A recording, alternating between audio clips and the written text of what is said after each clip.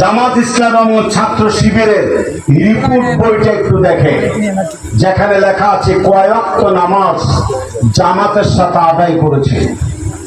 লেখা লাগে কি লাগে না? জামাতের সাথে। এরপরে কয়টা কোরআন হাদিস, কয়টা কোরআনের আয়াত অধ্যয়ন করেছে, হাদিস সংখ্যা কত সে ওই দিন চর্চা করেছে, কয়জন মানুষকে নামাজি দিনদার পরেশগার বানাতে পেরেছে, দাওয়াতি কাজ টার্গেট করে কর্মী বানাবার, রোকন বানাবার টার্গেট করেছে। এইভাবে রিপোর্ট মেনটেন করার একটা সুন্দর রিপোর্ট বই রিপোর্টের জিন্দেগি যাপনের জন্য আছে কি নাই? আওয়াজ দিয়ে বলে আছে। একটু সূক্ষ্মভাবে শোনেন, আমি গঠনমূলক কথা বলি, উস্কানিমূলক নয়। উস্কানিমূলক কথা যদি আমরা বলতাম, ওলামায়ে কেরাম বলতাম, জামাত এবং ছাত্র শিবির যদি এবং এই লেভেলের আলোচক বক্তারা যদি ওই রকম উস্কানিমূলক কথা বলে, যে উস্কানিমূলক কথা ওরা আমাদের বিরুদ্ধে বলে, আমরা যদি উস্কানিমূলক প্রতিহিংসা রাজনীতিতে বশীভূত হয়ে যদি বক্তব্য রাখতাম, কোন সোনার ছেলে ইসলামের বিরুদ্ধে মিছিল মিটিং স্লোগান করে আপন ঘরে ফিরে যেতে পারত না।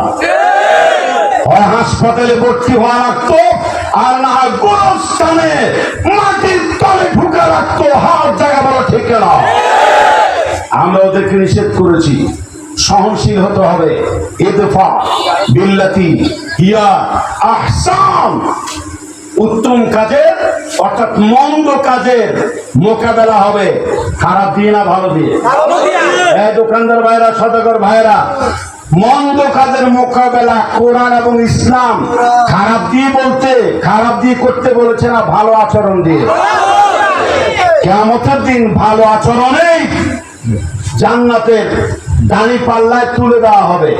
সবচেয়ে বেশি ওজন হবে উত্তম আচরণের, ভালো ব্যবহারের, সততার দাড়ি পাল্লা ভারী হয়ে আমাকে আপনাকে জান্নাতের দুয়ারে নিয়ে দাঁড়া করাবে।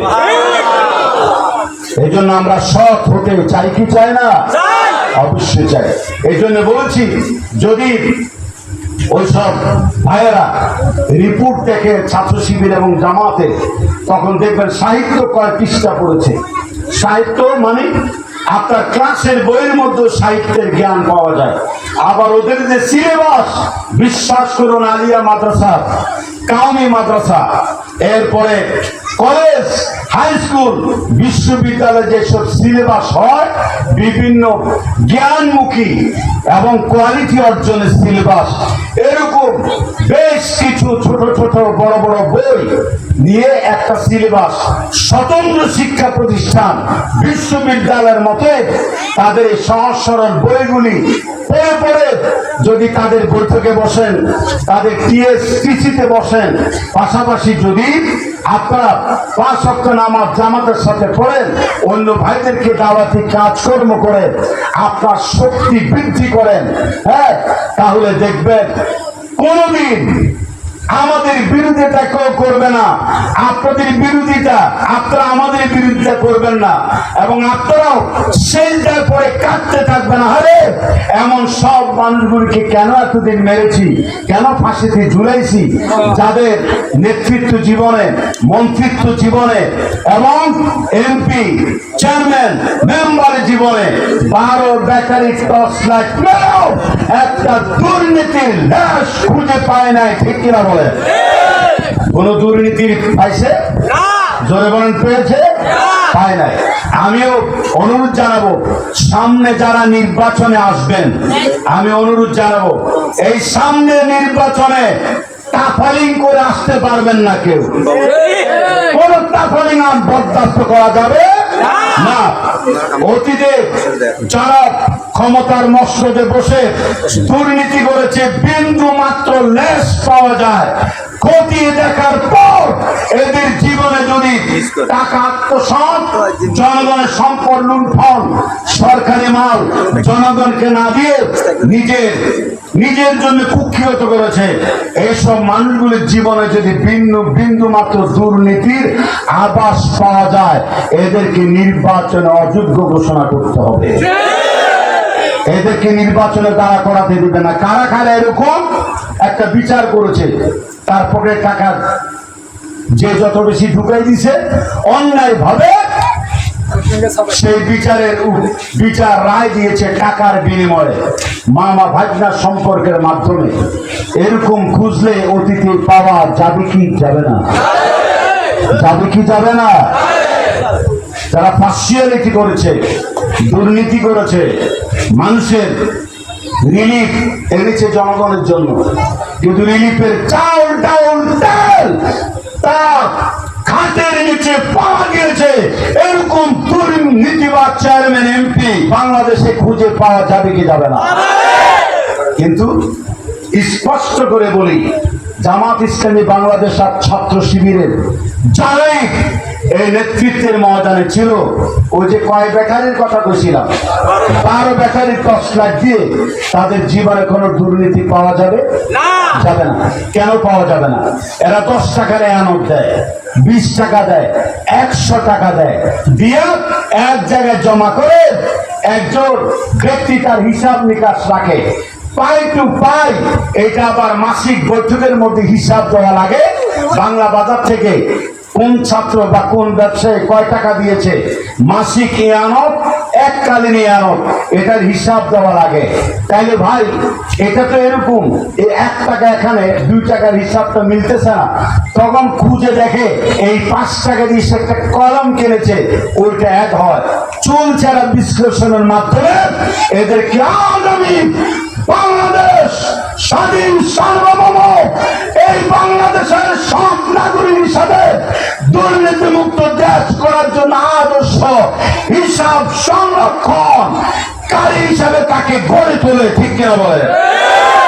দুর্নীতি পাবেন না, হিসাব নিকাশে গরমিন অমিন তাসরুফ আত্মসাৎ পাবেন না। এই জাতীয় পরীক্ষিত লোকদেরকে বাছাই করে করে আগামীতে সিল মারা হবে। কোন দুর্নীতিকে দ্বিতীয়বার, দুর্নীতিবাদকে দ্বিতীয়বার ক্ষমতা আসতে দেওয়া হবে না, হবে না, হবে না। হাত জায়গা বলেন ঠিক না?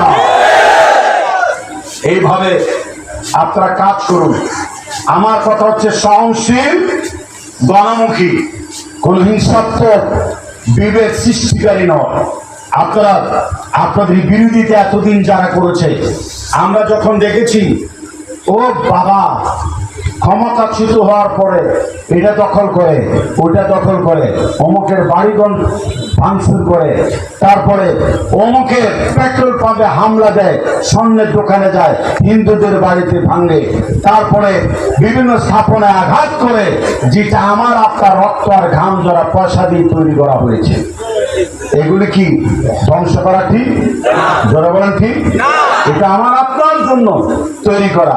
এটা কোন সরকারের ঘর থেকে আনা বাপের পয়সা নয়, এটা আপামর মেহনতি জনসাধারণ, সাধারণ পাবলিকের ঘাম আর রক্ত ছড়া পরিশ্রম পয়সা দিয়ে ভ্যাট এবং ট্যাক্সের মাধ্যমে এই বাংলাদেশের টাকা, জনগণের টাকা, ওই টাকায় কালভার্ট, ব্রিজ, পদ্মা সেতু, যমুনা সেতু, এয়ারপোর্ট সংস্কার করা, এশিয়ান হাইওয়ে করা, রেল লাইনের যমুনা সেতুতে রেল লাইন বসায়, পদ্মা সেতুতে রেল লাইন বসায়, বাংলাদেশে চট্টগ্রামের কর্ণফুলের নিচ দিয়ে ক্যানেল যেটা গিয়েছে সেইটা সহ যত উন্নয়ন কর্মকাণ্ড, মডেল মসজিদ, এই সব কিছু কি আমার আপনার টাকা, বিদেশি অনুদান? এটা কোনো মন্ত্রীর আম্মা বা প্রধানমন্ত্রীর ঘর থেকে এনে করা হয় না। এই স্থাপনা আমার, এই স্থাপনা আপনার, এই স্থাপনা বাঙালি জাতির, বাংলাদেশের। ঠিক কিনা? এটার উপর হামলা যেন আর না হয়। তাৎক্ষণিক অবস্থা ব্যাগতিক দেখে আমরা কেন্দ্রীয় ভাবে লিডাররা বলে দিয়েছে, খবরদার কোন স্থাপনা ভাঙচুর করা যাবে না।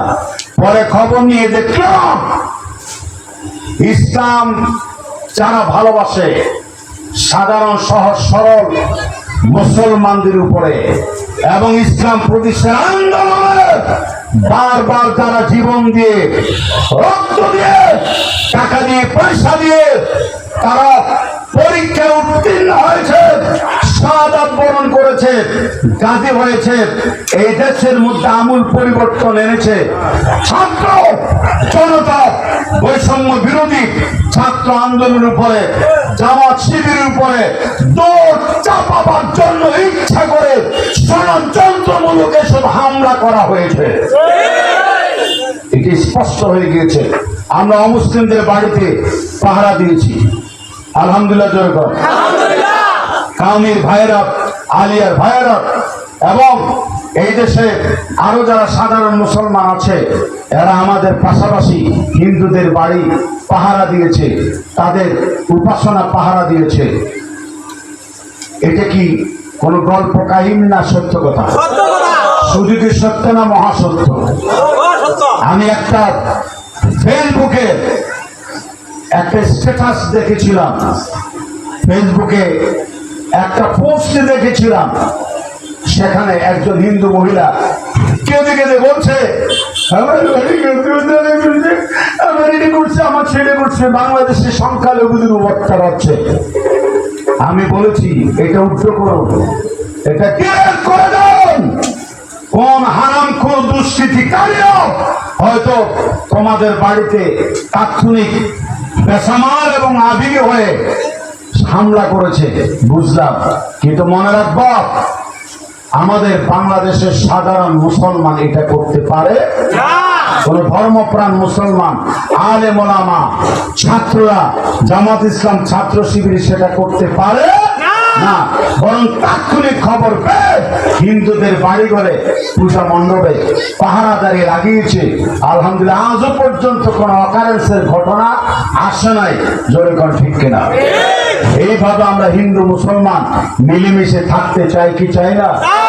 এখানে যারা আওয়ামী লীগের ভাইয়ের আগে দোকান দিয়েছে, দোকান খুলুন। আপনি কি তাদেরকে সাহস দিচ্ছেন তো? নাকি সাহস দিচ্ছেন তো? ওদের লজ্জা শরম কেটে উঠে দোকানপাট খুলুক এবং এরা এসে তাদের ব্যবসা বাণিজ্যের মধ্যে অবশ্যই অবশ্যই তারা ফিরে আসুক, যাতে আমাদের কোনো বদনাম না হয়। দেশ আমাদের, দেশ সকলের। এই দেশে যদি কাদিয়ানিরা দেদারসে ব্যবসা বাণিজ্য করতে পারে, ইহুদিরা যদি ব্যবসা বাণিজ্য করতে পারে, তাহলে আওয়ামী লীগের ভাইরা করতে পারবে না? ছাত্রলীগের ভাইরা করতে পারবে না? জামাত শিবির করতে পারবে না? মিলেমিশে থাকুন, কাপালিং করবেন না, এটা কিন্তু নিষেধ করে দিলাম। যা হওয়ার হয়ে গিয়েছে, যা হয়েছে তার চেয়ে বেশি সর্বনাশ আপনারা করেছেন এই 16-15 বছরে নয়, 71 সাল থেকে কাউকে রাজাকার বানিয়ে, যুদ্ধ অপরাধী বানিয়ে, জঙ্গিবাদ বানিয়ে যে নির্যাতন নিপীড়ন করেছেন, সেই তুলনায় আপনাদের উপরে কোনো নির্যাতন হয় না। এটা আমরা ঠেকাই রেখেছি, আলহামদুলিল্লাহ ধরে বলে। আমি কোরআন শরীফের আয়াত দিয়েই বলছি এই কথাগুলি, অরিজিনাল তাফসীর করছি এই মর্মে যে ইদফা বিল্লাতি হিয়া আহসান, মন্দের মোকাবেলা করো ভালো উত্তম আচরণ দিয়ে। এটা আমি খন্দকার মাহবুবুল হকের কথা না, আল্লাহ। এটা কি শেখপুরে যারা আমার হুজুর হযরত মাওলানা কি নাম, মাহমুদুল্লাহ ভাইয়ের কথা না, আল্লাহ। আল্লাহর কথা। আল্লাহর আরেকটা কথা বলি, তাফসীরের অংশ হিসাবে রাসূল সাল্লাল্লাহু আলাইহি সাল্লাম বলেছেন যে আররাহিমুনা ইয়ারহামুহুমুর রহমান ইরহামু মান ফিল আরদ ইয়ারহামুকুম মান ফিস সামা। বি কাইন্ড টু দোজ হাওয়ার upon the earth। এই লোকটা কথা বলেছেন কি রে ভাই? কথা বলবো না, চুপি ছেড়ে আওয়াজ দিয়ে বলবো, আরে আওয়াজ ছাড়া বলবো, কেমন? জি, আল্লাহ হাবিব রাসূল পাক সাল্লাল্লাহু আলাইহি সাল্লাম বলেছেন যে তোমরা যদি জমিনের অধিবাসীদেরকে ভালোবাসো, তোমাদেরকে ভালোবাসবে আসমানের অধিবাসীরা। একটু হাত সাদা আঙ্গুলি উঁচু করে বলুন, কোন অধিবাসী? আসমানের অধিবাসীরা আমাদেরকে ভালোবাসবে। বলবেন হুজুর ভালো যদি বাসাই, এত বন্যা কেন, এত পানি কেন? এই কথাটা আমি স্পষ্ট করে বলে দিতে পারি।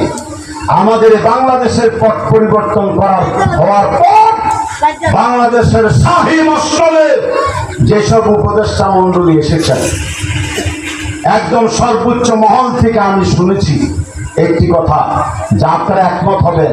সেটা হচ্ছে, ওনারা বলেছে আমার উপরে বা আমাদের উপরে ভরসা রাখেন, এই দেশকে আমরা পরিবর্তন করে দেব। আমার উপরে ভরসা রাখেন, আমার উপরে আস্থা রাখেন। তুমি কে? আমার চেয়ে বড় কেউ হতে পারো না।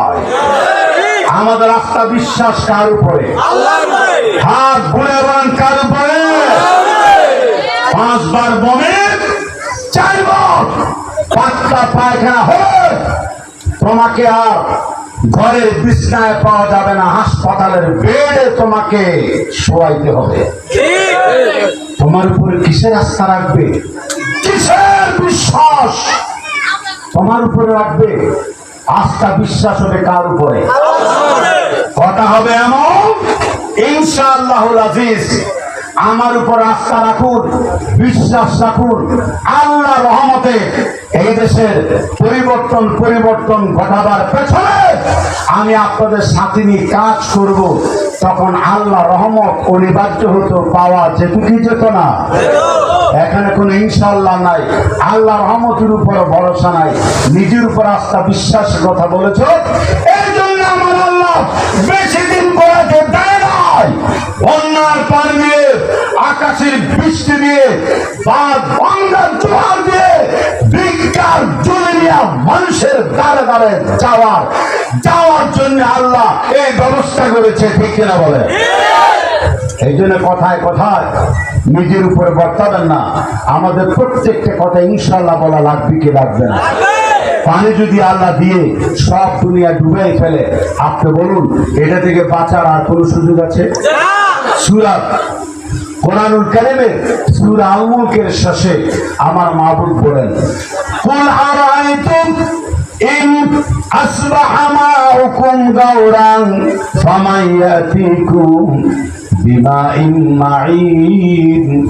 আমার মাবুদ বলে দিয়েছেন, নবী হ্যাঁ, ওইসব ব্যক্তিদেরকে জিজ্ঞাসা করো তো বান্দা, আল্লাহ রাব্বুল আলামিন যদি তাম পৃথিবীর সমস্ত পানিগুলি মাটির সঙ্গে মিশে দেয়, জমিনের তলদেশে অতল তলদেশে তলিয়ে দেয়, বলবে বান্দা তোমাদের তৃষ্ণা নিবারণ উপযোগী 1 ফোঁটা পানি পান করাতে পারে আল্লাহ ছাড়া দ্বিতীয় কোন সত্তা জগতে আছে নাকি? জবাবে দাও।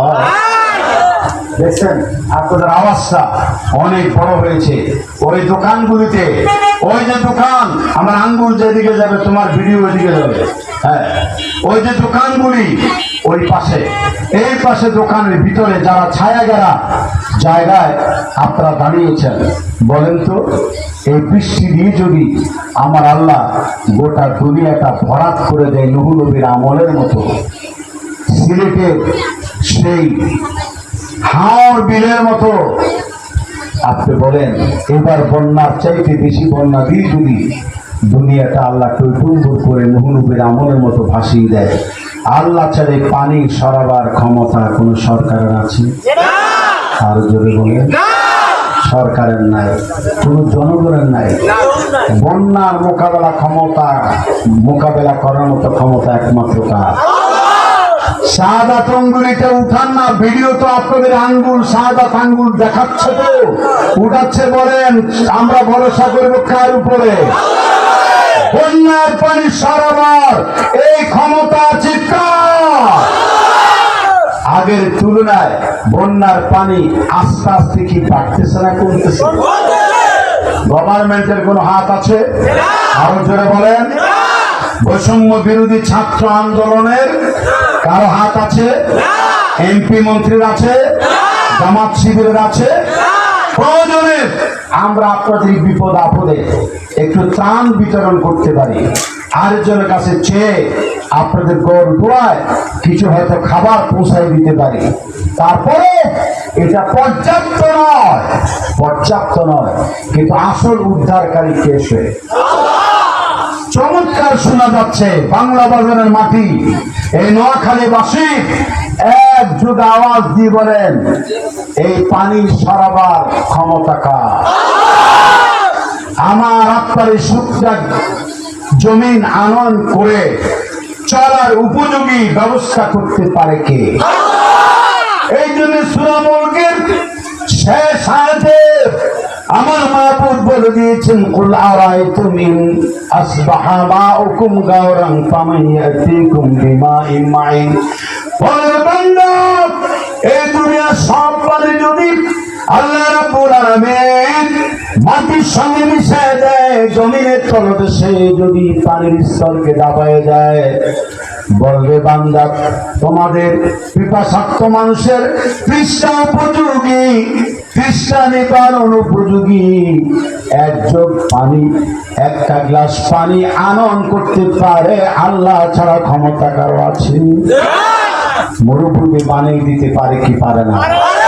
আবার সেই মরুভূমির উপরে আমার আল্লাহ রাব্বুল আলামিন ওই সমুদ্রের নোনা পানির ঢেউ দিয়া মরুভূমির মাটি আর পাহাড় সমান করে দিতে পারে কি পারে না? এটার উদাহরণ আছে না? আরব দেশে দুবাই, ওমান, কুয়েতে সমুদ্রের বন্যার পানি নূহ নবীর আমলের পানির মতো আল্লাহ তুলে দিয়ে বন্যায় ভাসিয়ে পিঁপড়ার মতো, খড়কুটার মতো সেই দেশে দামি দামি গাড়িগুলি সমুদ্রে ভাসাই নেওয়ার মতো শক্তি আল্লাহর আছে। আরব জাহানে তা প্রমাণ হয়েছে, যেরকম ঠিক কিনা? বাকিটা প্রমাণ এই দেশে হলো, আমাদের বাংলাদেশে হলো। সিলেটের হাকালুকি বিল, হাকালুকি হাট, সেখানে এতটা জলমগ্ন হয়েছে মানুষ, একটা ফ্যামিলি ঘর থেকে বেরিয়ে কোথায় যাবে? ঘরেই ছিল। এরপরে জানালা দরজায় পানি উঠছে, শেষ পর্যন্ত মাচাঙে উঠছে উপরে, এরপরে কারে বা টঙ্গে উঠছে, এবার ওখানে পানি এত এত। পাশে কথা বলে যে আপনারা কিছু বলতে পারেন না, এত উঠছে, তখন ওরা ওখান থেকে কোথাও যেতে পারে না। শেষ পর্যন্ত পানি উঠে উঠে নিজের ঘরের মধ্যেই মাথা থেকে গেছে টিনের চালে ভিতরে, আর বের হতে পারে নাই। একই ফ্যামিলির 7 জন এই শরীর সমাধি হয়েছে, আপন ঘরেই তাদের মৃত্যু হয়ে গিয়েছে। ইন্না লিল্লাহি ওয়া ইন্না ইলাইহি রাজিউন। এখন হয়তো প্রকাশিত হয় নাই, এই নোয়াখালী, লক্ষ্মীপুর, চাঁদপুর, চট্টগ্রাম, ফেনী, এগুলিতে প্রকাশ হয় না। যাই দেখেন, পানি শুকাইলে অনেক জায়গায় মরা মানুষের লাশের গন্ধ বের হতে পারে কি পারে না? এমন ভয়াবহ অবস্থা হয়েছে। এটা থেকে নিয়ন্ত্রণের ক্ষমতা, ভরসা একমাত্র কার উপরে করতে হবে? আমি উপদেষ্টা, প্রধান উপদেষ্টা থেকে শুরু করে উপদেষ্টা পর্ষদে যারা রয়েছেন, বাংলাদেশে অন্তর্বর্তীকালীন সরকার গঠন করেছেন, আপনাদের জন্য আমি খন্দকার মাহবুবুল হকের উপদেশ নয়, উপদেশ হবে কার? আল্লাহর উপদেশ হলো, আমরা নিজের উপরে দায়িত্ব নিয়ে কোনো কথা না বলে ভরসা করব কার উপরে? কথার পরে ইনশাআল্লাহ বলার প্রয়োজন আছে না নাই? অবশ্যই আছে। আমার যদি মহান মাবুদ আল্লাহ সুবহানাহু ওয়া তাআলা পানির প্লাবন দিয়ে গোটা দুনিয়াটা ডুবাই দেয়, আল্লাহ ছাড়া পানি সরাবার ক্ষমতা, শুষ্ক মৌসুম আনার ক্ষমতা যেমন নাই, আবার যদি শুকাইয়া আমার বাংলাদেশ মরুভূমির মতো আল্লাহ করে দেয়, বলেন তো শুকনা এই মরুভূমিতে ধান চাষ, গম চাষ, শস্য উৎপাদন করার মতো ক্ষমতা আর পানি আবার পুনরায় দেওয়ার মতো শক্তি কার আছে? তাহলে সব সমান ক্ষমতা আলা কুল্লি শাইইন কাদির। সব ক্ষমতা কার উপরে? কার ক্ষমতা সবচেয়ে বেশি? তাবারাকাল্লাযী বিয়াদিহিল মুলক ওয়া হুয়া আলা কুল্লি শাইইন কাদির। প্রভাব প্রতিপত্তি সম্পূর্ণ, অভাব অনটন মুক্ত, অতীব পবিত্রতম সেই মহান সত্তা কে সে? যার হস্তগত রয়েছে গোটা বিশ্ব লোকের রাজত্ব, যিনি সকল কিছুর উপরে একচ্ছত্র ক্ষমতার অধিকারী, সে আল্লাহ রাব্বুল আলামিন কোরআনুল কারীমের ভিতরে বলেছেন, ইয়া মাশারাল জিন ওয়াল ইনস ইন ইসতাতাতুম আন তানফুযু মিন আকতারিস সামাওয়াতি ওয়াল আরদ ফানফুযু লা তানফুযুনা ইল্লা বিসুলতান। فبأي آلاء ربكما تكذبان। হে জিন ও মানব, এই যে দেখুন আপনারা যে বসে আছেন না, আপনাদের মধ্যে কোনো অস্থিরতা নাই, হাই হুতাশ নাই, আপনারা কি চমৎকার ভাবে বসে আছেন, আলহামদুলিল্লাহ। সত্যি যে আপনাদের একটা বৈশিষ্ট্য, এই বাংলা বাজারে শেখপুরীতে আমাকে